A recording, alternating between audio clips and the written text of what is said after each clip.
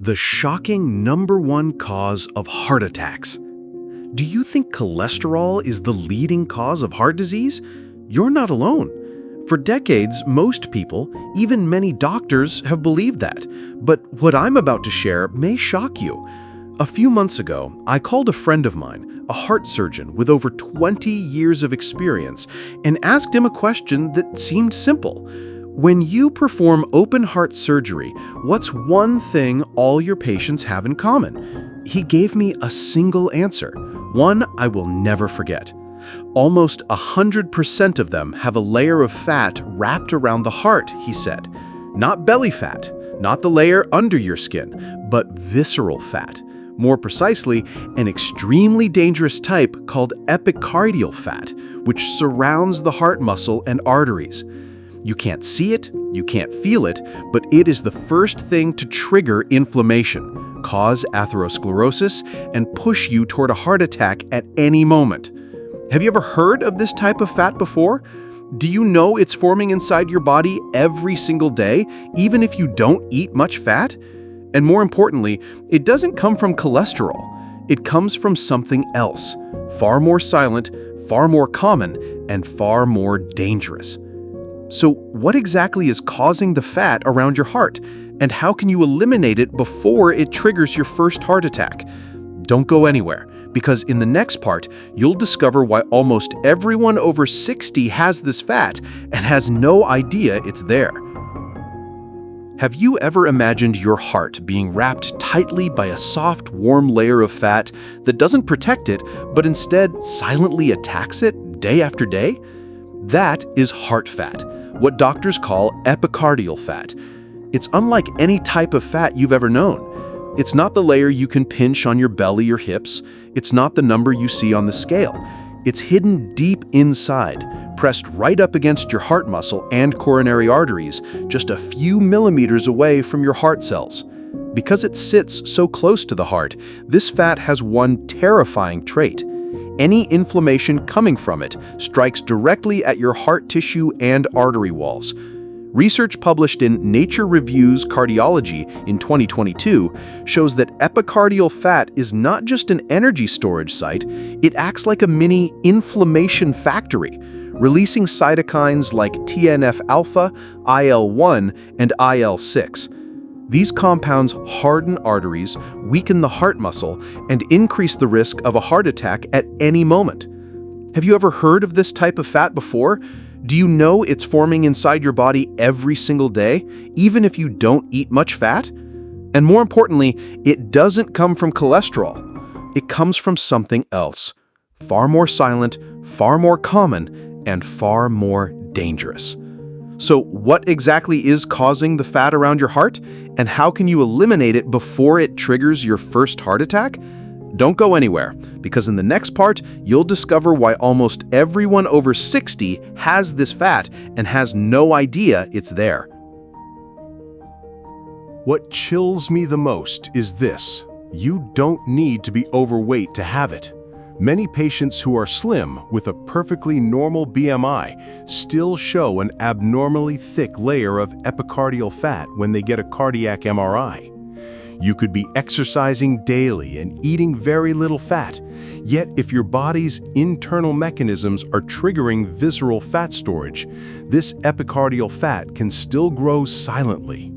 Picture it as a beige-colored fat layer hugging your heart, dripping inflammatory chemicals into your heart muscle every single day. You might feel nothing until one morning your coronary artery suddenly becomes blocked. So what causes this fat to form and thicken? It's not from eating too much fat, as many believe. It's not simply genetic. The real culprit is a biochemical factor inside your body, one directly linked to how you eat, how your body processes sugar, and how your cells respond to a very familiar hormone. And here's the catch: almost everyone over 60 is living in a state where this hormone stays chronically elevated, even if they believe they're eating healthy. Do you want to know what that hormone is?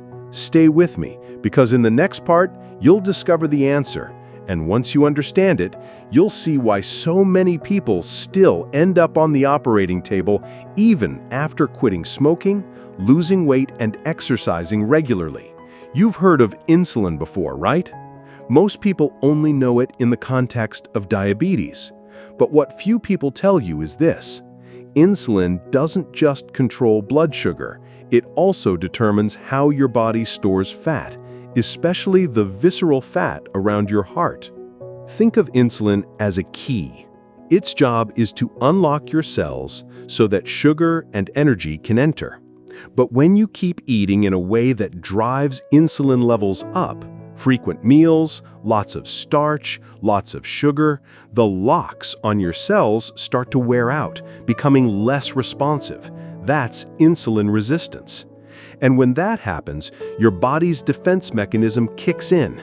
Instead of burning energy, it starts storing it, particularly in dangerous places like the liver, around your internal organs, and around your heart.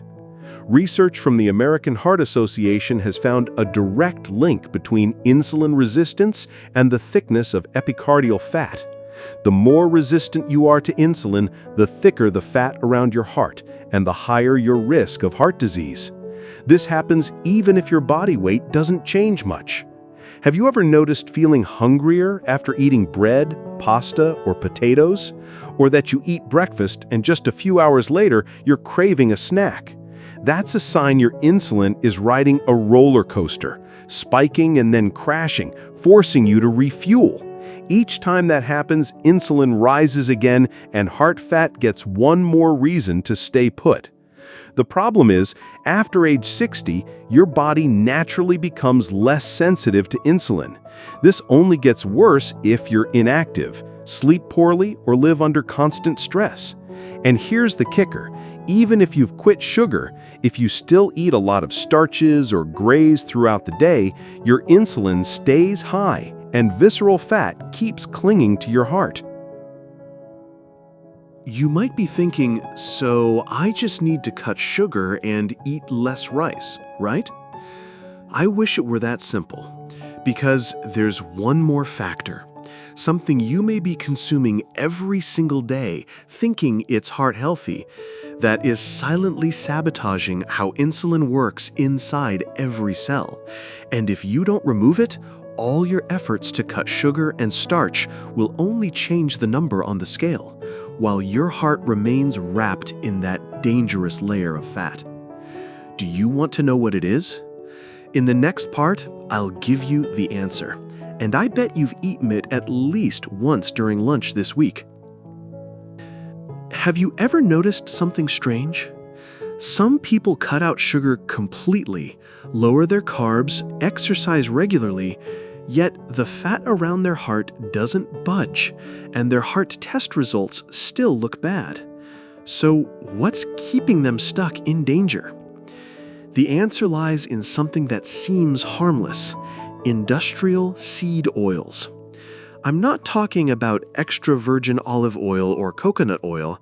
I mean the oils you find in most bottles of salad dressing, mayonnaise, cookies, and even in many packaged diet foods: soybean oil, corn oil, canola oil, sunflower oil. They sound healthy because they come from plants, right? But the problem is in how they're made. These oils typically go through a process called RBD, refined, bleached, deodorized, at extremely high temperatures using industrial solvents like hexane. The result is that the fat molecules are damaged, making them highly prone to oxidation when exposed to heat or light. When you consume them, these oxidized molecules get incorporated into your cell membranes, and they can stay there for up to 18 months. Once they're lodged in the cell membrane, the insulin receptors on the surface work less efficiently, keeping you insulin resistant even if you've already given up sugar. A 2025 study in Frontiers in Nutrition found that a diet high in refined seed oils triggers the Warburg effect, making cells prefer to burn sugar instead of fat, which keeps insulin levels chronically high. And when insulin stays high, you already know what happens. Visceral fat, especially epicardial fat, keeps thickening. Think about it. You might be extremely careful about sugar, but just 1 tablespoon of soybean oil-based salad dressing or a single prepackaged meal cooked with canola oil can sneak in a dose of this silent saboteur that undoes an entire week's progress. This is why so many people on low-carb or keto diets still don't see heart health improvements. They've won the battle against sugar and starch, but they've lost the war on oils. And heart fat doesn't care what you call your diet. Are you unknowingly letting refined seed oils into your kitchen? If you check the bottles of oil, jars of sauce, or ingredient labels on packaged foods and see words like soybean oil, corn oil, or canola oil, the answer is probably yes. The good news is that once you cut them out, your body begins repairing itself. Insulin receptors start to recover, and visceral fat responds surprisingly fast. But how do you start? And can you actually reverse heart fat? Stay with me, because in the next part, I'll give you a clear, simple, and effective strategy that's helped many people see changes in just a few weeks. Here's the good news. This type of fat around your heart responds surprisingly fast if you know how to switch off insulin long enough. And the even better news? You don't need complicated or expensive methods. All it takes is changing the way you eat, move, and rest. The first and most important step: completely eliminate industrial seed oils. This doesn't just mean tossing out the cooking oil bottle in your kitchen. You also need to check the labels on all sauces, canned goods, snacks, and packaged foods. Replace them with natural, stable fats: butter, beef tallow, coconut oil, and extra virgin olive oil. These are the fats humans have used for thousands of years before seed oils ever existed. The second step: reduce starches and sugar to lower insulin. You don't have to cut them out entirely, but focus on vegetables, meat, fish, eggs, and limit refined grains, potatoes, pasta, and white bread as much as possible. If you can, try intermittent fasting. For example, eat only lunch and dinner, skipping breakfast or dinner depending on your schedule. Giving your body longer breaks without food helps insulin drop, allowing visceral fat to be mobilized and burned. The third step: activate brown fat, the type of fat that burns energy and produces heat. The simplest way is by taking a cold shower or doing cold immersion for a few minutes each day. Research shows cold therapy not only boosts metabolism, but also improves insulin sensitivity. The fourth step: do HIIT, high-intensity interval training. Just 15 to 20 minutes of HIIT can improve insulin sensitivity more effectively than hours of steady jogging. And because it doesn't keep cortisol high for too long, you avoid the risk of belly fat and visceral fat increase from chronic stress. The fifth step: add natural support. Apple cider vinegar helps lower post-meal blood sugar. Magnesium glycinate helps muscles relax and supports better sleep. And berberine has been proven to improve insulin resistance. Remember, the goal isn't just weight loss on the scale, it's specifically reducing the fat around your heart. You won't see it disappear in the mirror, but you'll feel it. Easier breathing, better stamina, and improved heart health test results. So when you understand this mechanism and apply it consistently, removing seed oils, lowering insulin, activating brown fat, and supplementing wisely, what will change in your life? Maybe for the first time in years, you'll sleep through the night, climb stairs without gasping for breath, and slowly let go of the fear of a sudden heart attack. Are you ready to picture yourself living that way?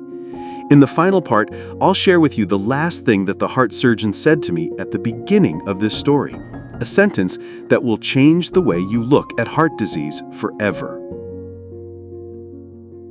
Do you remember the story I told at the beginning of this video?